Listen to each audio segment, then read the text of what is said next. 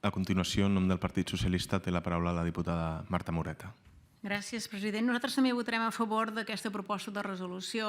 En aquest món tan boig, si m'ho permeten, que vivim, que les informacions són d'actualitat 2 minuts i al cap de 2 minuts ja n'hi ha d'altres de noves que són més d'actualitats, més que mai entenem que aquesta proposta de resolució té sentit, perquè tots hem viscut, hem anat i hem participat en molts actes de memòria històrica de molts temes concrets, sobretot culturals, polítics també, però no estem acostumats, malauradament, a anar a actes socials que reivindiquin, sobretot, el que s'està demanant en aquesta proposta de resolució, les víctimes de violència masclista.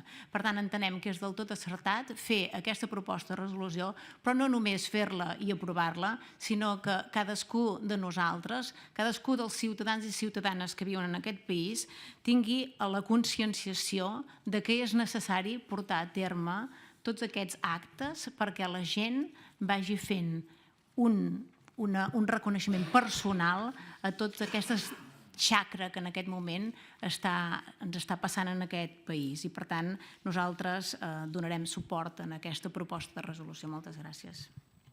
Gràcies, diputada.